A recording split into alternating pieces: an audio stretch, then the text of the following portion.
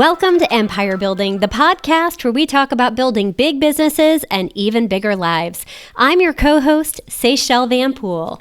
I'm Via Williams. And I'm Wendy Papazan. Before we get started on our episode today, which is going to be great, it's on how to really take time off. I want to push pause for a minute because we have a really big milestone that I want to celebrate here at the Empire Building Podcast.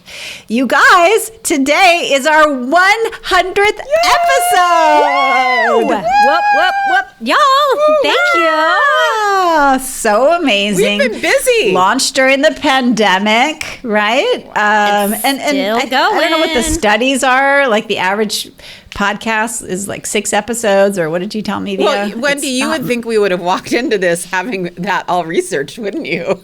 Yeah, that right there says it all. Exactly. Let me get a research assistant on that. Yeah. We'll put our producer on it. I just want to celebrate you guys, and unfortunately, Sarah's not here today. But we celebrate you too, Sarah. I have loved doing this with you guys, and really, when the pandemic hit, this was the thing that gave me the most joy. I really looked forward to, we were doing it, I think, every Friday at that point, and so I'm just so grateful to the three of you for your friendship and for your commitment to this and your commitment to our listeners. So thank you, guys. Thank you. And thanks to everybody who's listening. You guys have brought, so many fun stories and connections and questions. And it's been such a fun experience to be on this journey with the three of you and with all of you that join us listening every week too. Yeah. And I just want to say, yes, I mean, during the heavy quarantine part of the pandemic, it was really a lifesaver. It was truly a lifesaver. I look forward to Fridays more than any other day. And, I just want to shout out all of our listeners who have taken the time to reach out. You guys have private messaged on social media, you've texted, you've emailed, you've stopped me in person at various things, and just want to thank you for that. It means so much. It means so much when you guys take the trouble to do that. Thank you. It means so much, yeah. And I'm going to ask you guys that are listening today, if you've been enjoying our podcast, would you give us a present to mark the occasion? And I don't mean send us a bottle of red wine, although that would be fine. That's okay. Yeah. Yes, or a nice bar of chocolate. Not that I want that. Or earrings. Would you or whatever. Yeah, size 6 size jeans. 6. Yeah. Would you do us a favor and leave us a nice rating and review on wherever you're listening to your podcast? Honestly, guys, this would be the best present for all 4 of us. It would mean the world to us if you'd go and take a minute wherever you're listening to your podcast and leave a hopefully 5-star rating and review. So thank you. All right, well, let's get started on our episode today. So our episode today is how to really, really, really take a vacation. As you guys know, sometimes it feels like the world is on your shoulders when you're running a business. You probably make most of the critical decisions in your organization, and the weight of the company can just feel heavy, honestly. And sometimes taking time off can make you feel guilty. Right? If you're like me, you feel guilty when you take time off, and then you feel guilty when you don't take time off. I mean, the mother's dilemma, right? If you feel like that, and we've all been there, then this episode is for you. Today, we're going to explore how to really take time off on a vacation. Can I just jump in here on something on that, Wendy? Yeah. Because when we were talking about this episode, I mean, just full disclosure, this is like truth-telling time. I made a comment and I said, all right, like, do we talk about what happens when a work emergency happens when you're gone? Do we actually talk about the fact that I had PTSD going away on vacation for years because my team fell apart basically when I left? I mean, that's when it happened. And it was really hard to go away for a few years after that. Even now, I still think I have that baggage, honestly. I still think it's still there in the back of my mind. It's getting more distant, but someone was on the verge of quitting. They were taking company things. And I know that's not cool to like start this episode off that way because we're trying to encourage people to take vacations, but it's real. It is real. And I think if we didn't start off with that via, we might be painting a too rosy of a picture. Because for sure, like our last big vacation, we came home and my team fell apart the next day, right before I got to go deliver a eulogy for a dear friend that next day.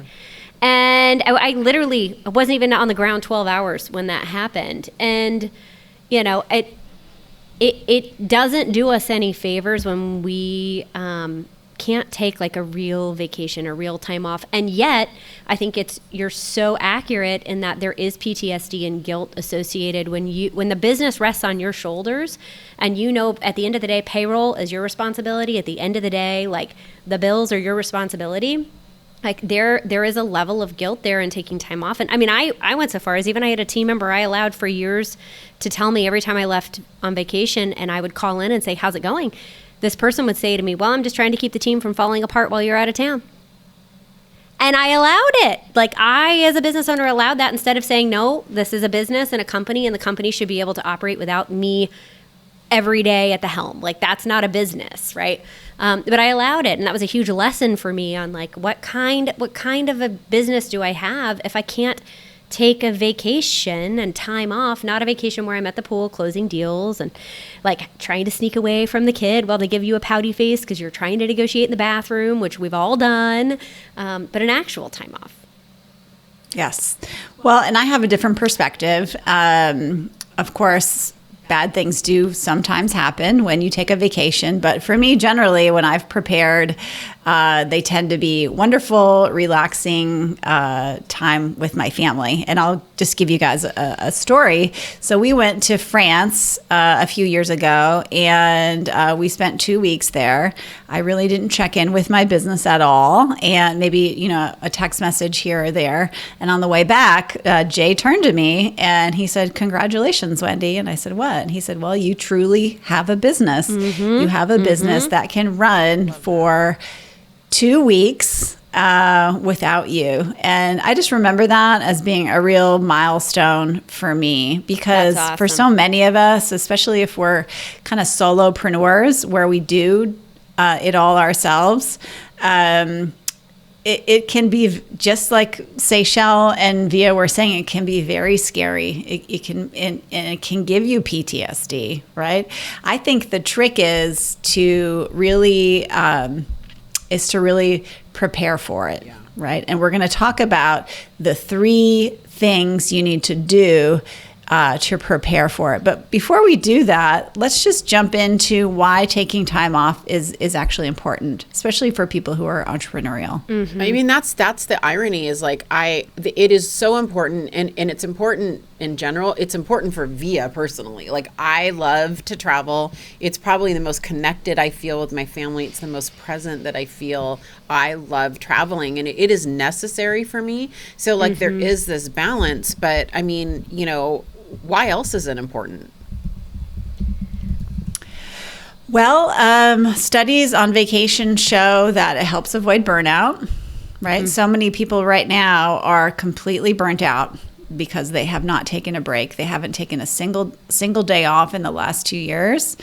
Time off is essential for productivity. There's lots of scientific studies that show that even taking a single day off is going to help you go back to work and be more productive, because what actually happens is your body's less able to function and your brain is less sharp, right? Without time off. There is just a certain, we are human beings. We're not human doings. And if you're just doing 10, 12, 14 hours a day, day after day after day, your body eventually will just shut down. I think there's a lot of studies that show, Wendy, too, like what stress does to your body and what it does to your health when you're not counterbalancing. And, I think about there's a business owner here in Dallas-Fort Worth we were talking about before we started on, and he literally makes this post, so it's public. This isn't like gossip or in judgment here, but I think this is an example of like what happens when you don't take time off. This person has just been grinding for decades. And this is a post as he's coming back into the office of, I've had a lot of friends asking how I'm doing. and how I'm feeling. The last couple of years have been pretty crazy. After half a dozen hospital visits due to blood clots, heart rhythm issues, cancer, and a couple of strokes, I'm doing great. With the exception of some vision loss from the stroke, I feel great. I can't drive, but I'm still working.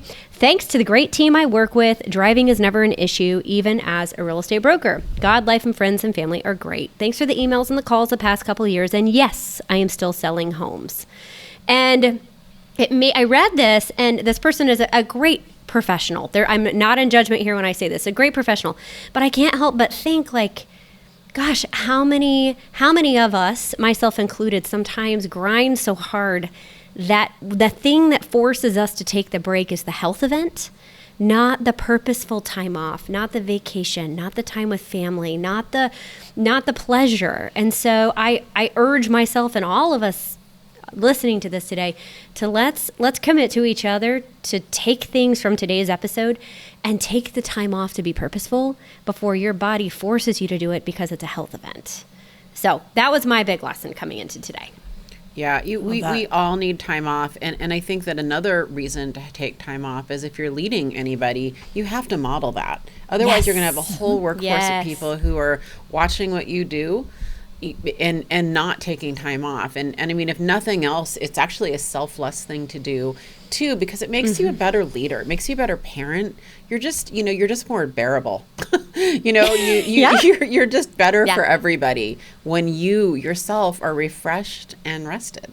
And can I tell you, like, we just did the Empire Circle with Her Best Life retreat in January. I came back such a better person for it. Like, I know we actually did the retreat for everybody else, but I'll tell you, I got so much out of it and so much joy. No, we did it for you. And you really did do it for me, actually. Thank you. I thank you for that. Nick, thanks you for it. I came back. I was in a better mood. I was a better mom. I was a better wife. I was so excited to be back. My team, everything just was so much better.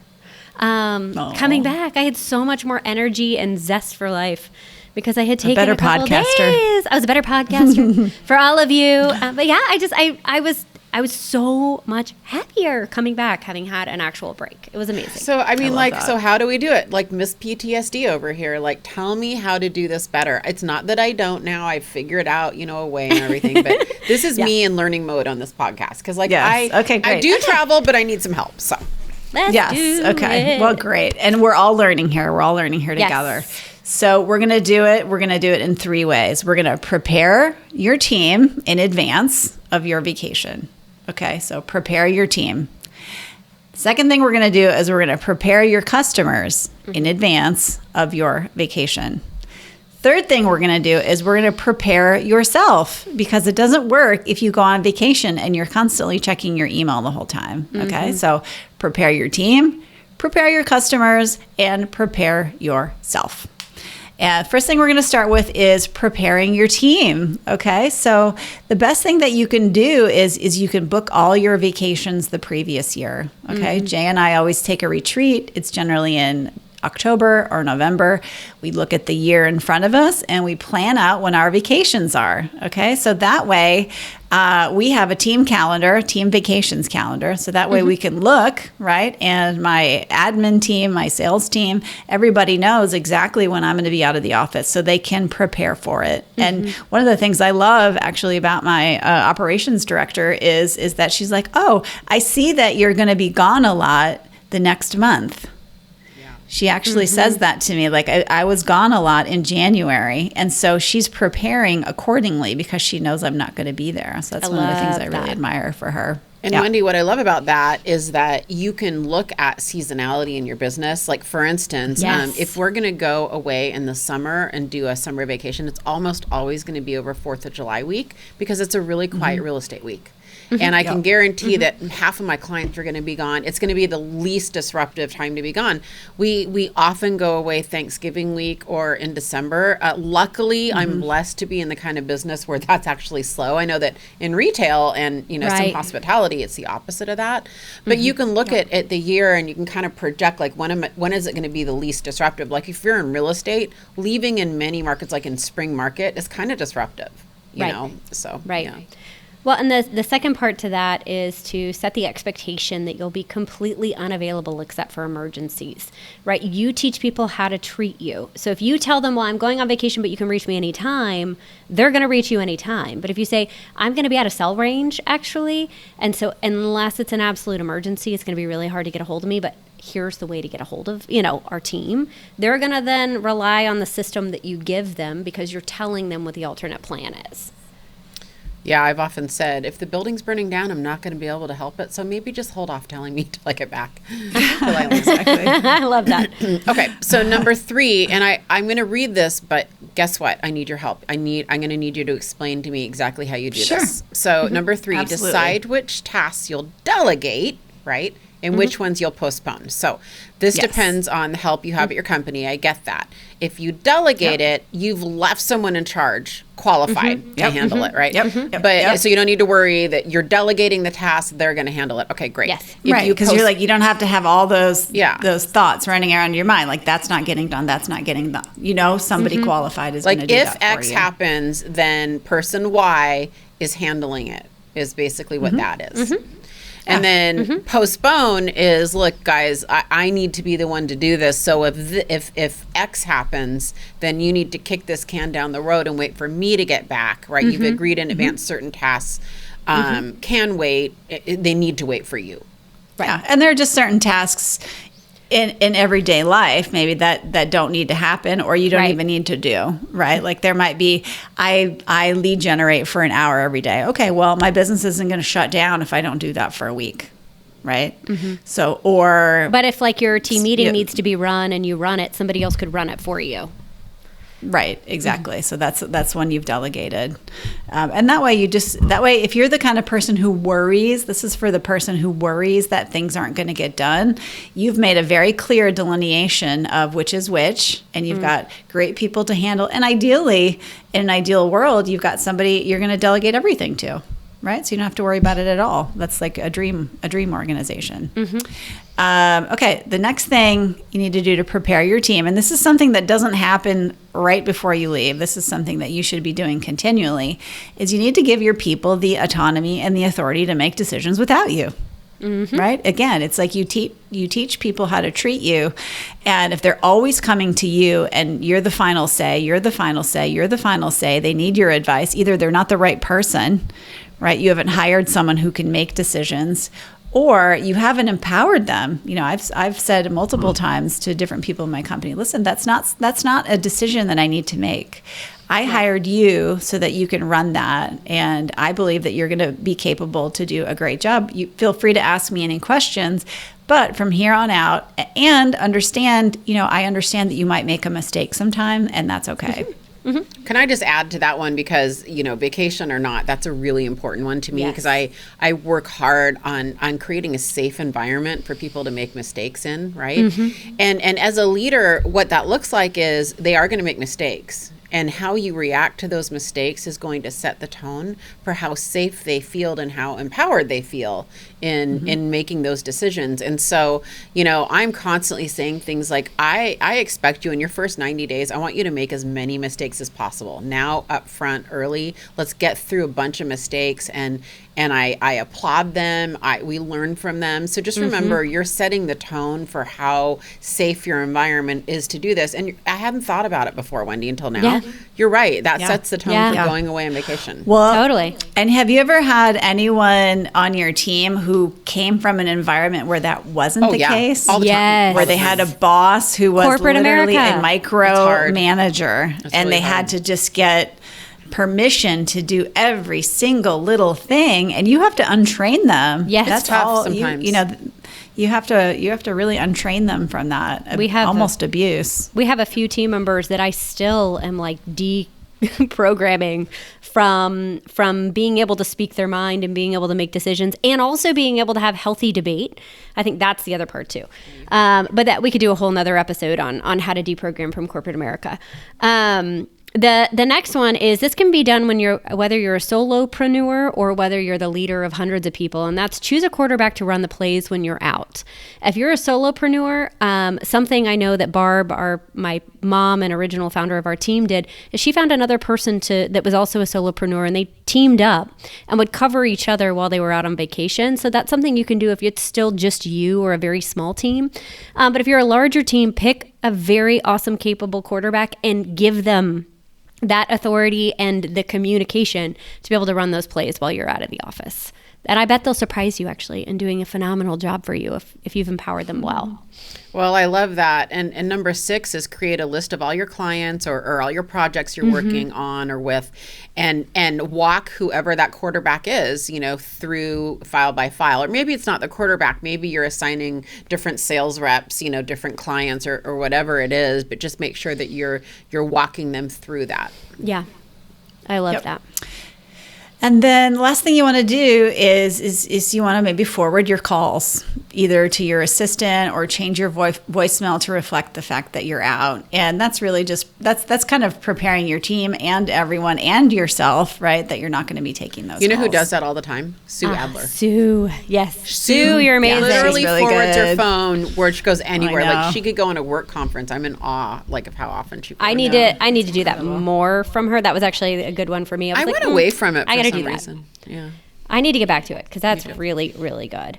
And then also, too, you need to make sure that you're setting an example for the rest of your team to be able to take vacation too, and helping to empower and encourage them to take it, because just like you need it, they need it too. And so, one of the best things you can do is make sure you're encouraging cross-training on roles. Number one, if someone ever leaves, you don't get the job back. But number two, they need to be able to know that, like, if they're the only person that does one thing in your organization, you need for them to have a buddy that understands how to do that so they can take time off.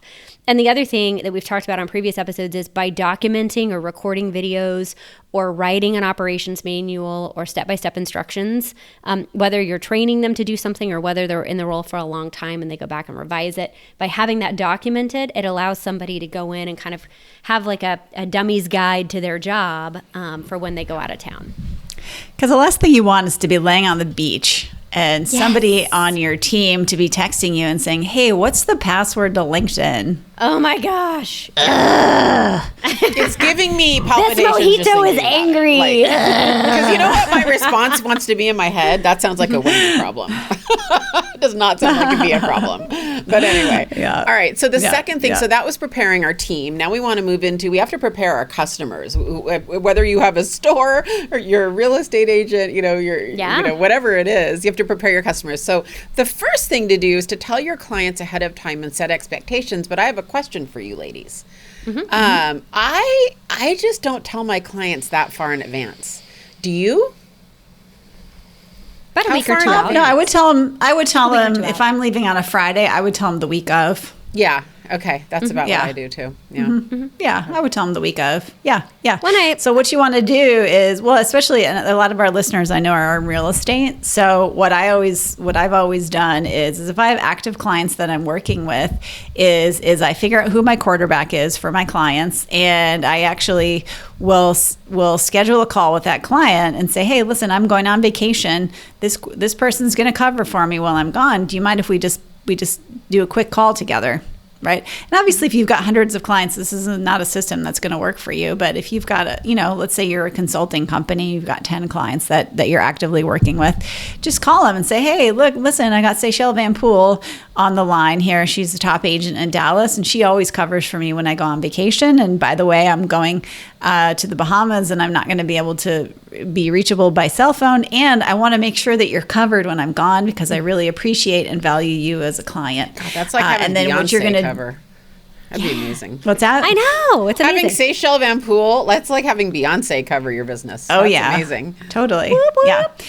And then you want to just follow up every phone call with an email that says, Dear Mr. and Mrs. Customer, I so enjoy talking to you today. I just want to reiterate what we talked about. I'm going to be leaving on Friday. I'm not going to have access to my cell phone. I'm going to be gone for the next 10 days. I'm going to be in the Bahamas.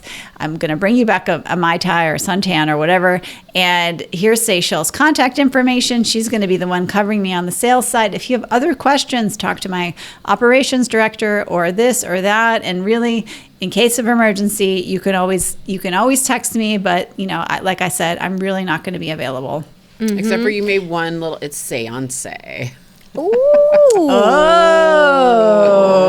We're not going to call her How we never thought of that before. I know. I didn't either. But I'm okay, that's going to I'm like your alternate. I'm the plan B wordsmith. Right? Yeah. I'll take that. Yeah. Hey, she's also from Texas, by the way. And so am I. I know. And, the other great reminder of that too, Wendy, is people honestly really want the standards and service you represent, whether it's you or somebody else that's fulfilling that. Most of the time, clients don't care. They care that the level of service that you're giving them is upheld by somebody else. So for those of us that live in a falsehood of it has to be me, it really doesn't. They don't care as long as they're just getting a similar level of service to what you've given them already. And so when you're then putting your and honestly, if they know you're going on vacation, they'll probably even take a downgraded level of service, and they're not going to they're not even going to blink. Yeah, because for especially this day and age, everyone's just so happy when anyone goes on a vacation. They're probably thrilled for you. Yeah. Well, and so then when you are out, put an autoresponder on your email. And Wendy, something you do I love is you make it really funny because people are excited you're taking a vacation. And so put some personality into that and let it reflect you a little bit because it's great you're taking time off. What's a funny one that you've done? I have a taco autoresponder that has a lot of taco puns in it. Mm-hmm. Yeah, you always do puns. It's really funny. Awesome. They're quite funny. I don't remember. Let's talk about Wendy taking a vacation is the headline. And it's this autoresponder is very cheesy. Yeah, and it's WendyTheWordsmith.com, everybody. But let us set you up with the right person on our team. I mean, it's just stupid. But what it does is if anybody's angry about you leaving, it completely diffuses it. And the people are like, "Oh my God, have a great time in the Bahamas. That's so wonderful." I love it. So. And then, the last one is have someone on your team send you a daily summary of what's going on. Okay, a daily? This is if you are a super control person. I have never done this. No, I do not want this. But if you are the kind of person who is just not gonna, you just cannot rest unless you know what's going on. This is one way for you to take a vacation and feel comfortable with what's going on at home. This is also great if you are using this for maternity or paternity leave, because this could also be very easily used the same way. Is we would have when team members started coming back in, at week 8, 9, 10, 11, 12 or whatever, and they would start very slowly wading back into the waters. We would do a once or twice a week update with them to kind of tell them what was going on or kind of slowly bring them back into the fold where they could check in. But so that's a way you could kind of do that if you're out for really long extended periods of time too. I get a regular update daily. Daily seems a lot. With that said, our virtual assistant gives us literally daily updates every single day. Yeah, we have that too. We do too. Shift. So, all right, I get it. Yeah. Okay. Yeah. Yep. All right. So remember the first thing we were talking about was prepare your team. Second thing is prepare your clients or customers. And the third thing you got to do, and a lot of people skip this one. This is going to be the hardest one for most people, is you have to prepare yourself. Mm-hmm. Okay. You have to set the expectation with yourself that you're going to be completely unavailable except for emergencies. I know I said that with the team, but that's also an expectation that you have to set with yourself. And if you're with your family, you should probably tell your family, hey, listen, this is what I promised my team I was going to do.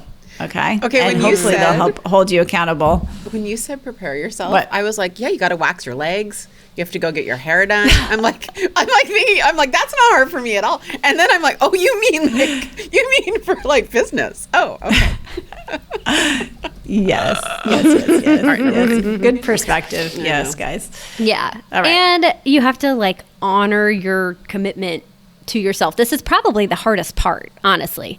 And that's if you're going to disconnect, truly disconnect, leave your phone in the hotel room. Don't bring your computer with you. It cannot go to the pool. Literally, you have to turn it off. And I don't know about you guys, but for me, it does take me a day and a half-ish on vacation to disconnect. It's literally a detox. And so I physically have to detox. And so, something Nick and I have talked about before is getting a second phone.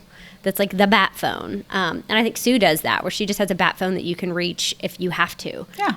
But yeah, and like putting your I have phone an agent on my mode. team. He did 97 deals last year. He's like, first thing I did was get a second phone. And I thought, God, I've been meaning to do that for like 10 years. Good for you. Yeah. You know, when on a really big birthday I had a couple of years ago, I went on a bucket list trip and we went to Dubai and the Maldives. And the Maldives are these little island chains. You should Google them if you don't know where they are. It's incredible. There are these dots, like desert islands in the middle of the ocean, like Indian Ocean. And it's like, you know, when you feel like you should be stranded on a desert island, like in those movies, like these are those islands, right? These are those kind of islands. And every island has its own resort. And on the day of my birthday, I just made a vow that I was going to have no phone time, no electronic time. It was really hard, actually, because I knew that I was probably getting a lot of really cool texts and social media, and I completely had no phone on, including for my family, in the middle of the ocean on an island with, it was just me and my husband and like 30 other people, right? And it was, I still look back on that time, and ironically, I read Stillness is the Key that day on my deck. Anyway.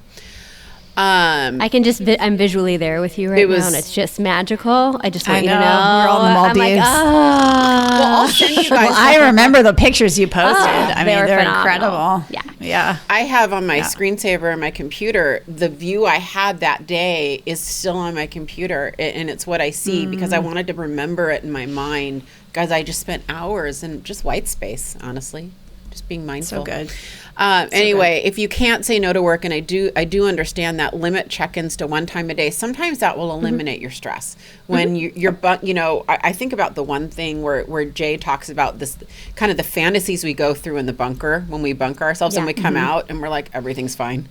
Like you're visualizing all this like catastrophic stuff happening. So sometimes it feels better if you do check in once a day, and I understand that. Sometimes it does for me too. So just choose it, check in, turn it off. Yep. And maybe you're just checking in if you've got someone who's kind of telling you what's going on. You're just checking in at 5 o'clock because you know that person's going to send you an email at 5 o'clock, and you move on with your evening. Well, here's another tip. Right? You can start small and work your way up to a 2-week vacation. Start with one day. Yeah. Yeah.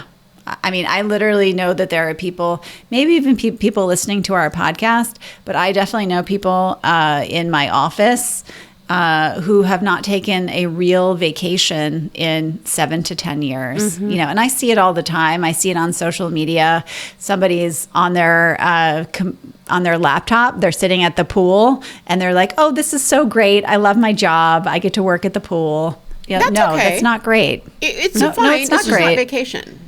I mean, like if you it's not vacation. No, but people think it's a vacation. Yeah, no. People are like, "I love this vacation," you know, and so like that to me, that's actually not fine. You know, but if you can't do 2 weeks, start with one day. You know, and then the last thing, you guys, is that vacation can be a really good stress test for your team. It can really be a way to see how things do run without you as you try to extricate yourself from various day-to-day activities. I did it a couple months ago. I'm adding responsibility to my role, and so I did it. It didn't go awesome. It wasn't catastrophic, but it didn't go often. But it certainly showed me the holes in the hose and where I needed to plug them. So it was good, ultimately. Yeah, I love that. Yeah. Well, you guys, today has been amazing. You know, taking vacations is a part of a big life. Okay, we need to take a break from work. And a lot of us love to work. All of us on this podcast wake up every day and we run joyfully to our desk because we do love to work. However, I also love to take a vacation because I know it's everything that Seychelle said when she came back from our retreat in January for her best life, which was it made her a better mom, it made her a better wife, it made her a better coworker, it made her a better leader, it just made her a better person. And so today we talked about why taking time off is important. And then really the 3 simple ways to do it, which is to prepare your team, prepare your customers, and prepare yourself. So guys, thank you so much for listening. It's our 100th episode. Please leave us a rating and review as a gift. It would be so wonderful. And go out and live a big business, an even bigger life. Bye, everybody. Bye, guys. Bye, guys.